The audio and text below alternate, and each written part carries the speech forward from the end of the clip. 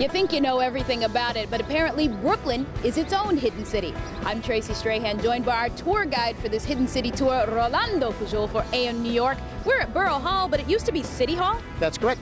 Brooklyn began as a city in 1834. It was a very large one, and this wonderful edifice before us speaks to that power that it has as its own city.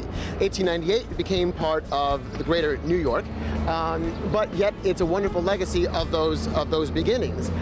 One of the interesting hidden city aspects of this building is the statue you see right up there. You think it might have been there since the very beginning when it was built in the 1840s? Nope. It was added in the late 1980s when this building was restored, brought back to its original beautiful grandeur, one of many little gems we'll see today. Still a lot to look up to. Let's see what's next. Great. All right. Now we're talking casinos, but I don't think there's any gambling going on here. Not that I'm aware of. We'll see what they say. But this is the Heights Casino. The word casino is actually Italian for little house. And casino does not really have anything to do with gambling per se in an earlier sense of the word. It's really a place for sort of like recreational pursuits, like, in this case, squash, tennis, fine games for sophisticated people. The building itself dates to 1905 and was designed by the same architects as many of the buildings on Ellis Island. And the building next door used to be owned by, well, the land was owned by the casino, and when the building was built, they asked that many of the same architectural elements be retained in that one. So there's a nice sort of cohesiveness to this block. But when you pass this casino, you can be sure of one thing: no gambling inside. You can try your luck on Montague Street, and then we'll move on to the next one. Exactly. Orlando, I admit, I love looking into people's homes in Brooklyn Heights, but these are homes with significance to New York City. They really are exceptional, especially number 3 here. Number 3 was the home of Seth Low, who was the only person to hold the distinction of having been the mayor of both Brooklyn, when Brooklyn was still a city, and New York City after consolidation in 1898.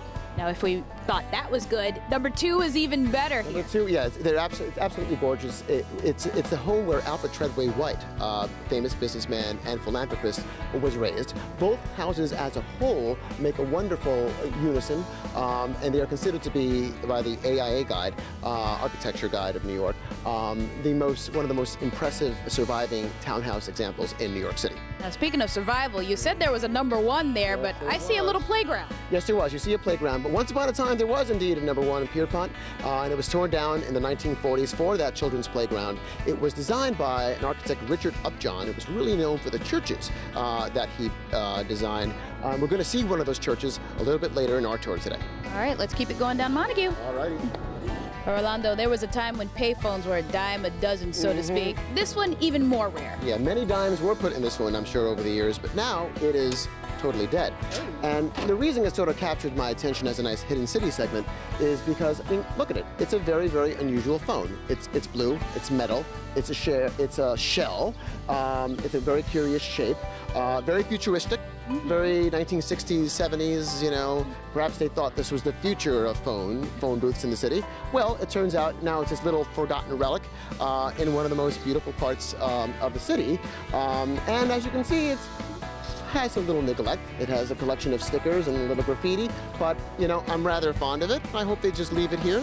I guess you could hold a cell phone conversation in it if you wanted to. And take your picture next to it. Exactly, which is what we're doing right now. So if I were you, though, if you're interested in seeing this thing, I would come soon. This is obviously not long for the world. A little blast from the past before we hit the promenade. Exactly. Not landmarked, that's for sure. So we've moved on to the peaceful views of the promenade, or the esplanade if you want to call it that. But below us, some hidden chaos. That's right. Hidden beneath us is the BQE.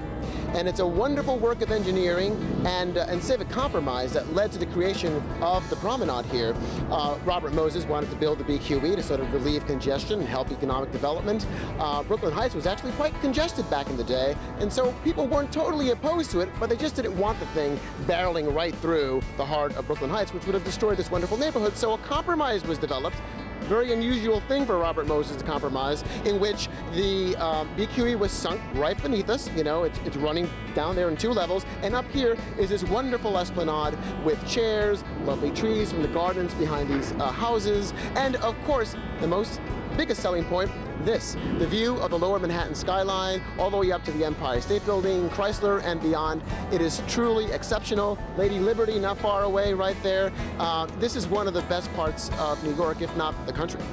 There's no hiding that. Yeah, you bet.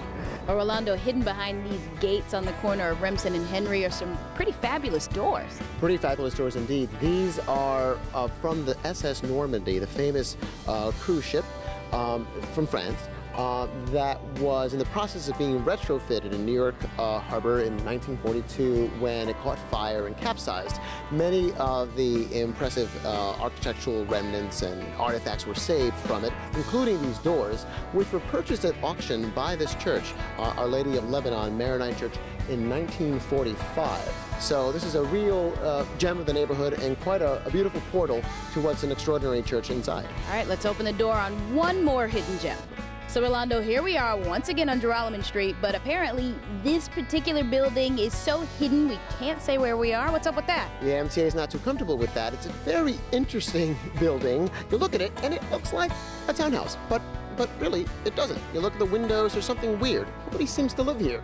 What it's concealing is ventilation shafts and other equipment for the MTA, which is used to service the 4-5 train, which is right beneath us. And this was once a nice little townhouse like any other on the block. And in early 1900s, it's shifted over to this use. And as you can see, its use is very cleverly, very nicely concealed. But every so often, folks walk by, see this thing, and wonder, what in the world is this? Have I stumbled upon some wonderful abandoned real estate deal? As many people have opined over the years, well, no real estate deal here, nobody lives here, but MTA equipment. All right, Rolando Pujol, Brooklyn Heights, hidden no more. Thanks for the tour. You're quite welcome. It was a lot of fun.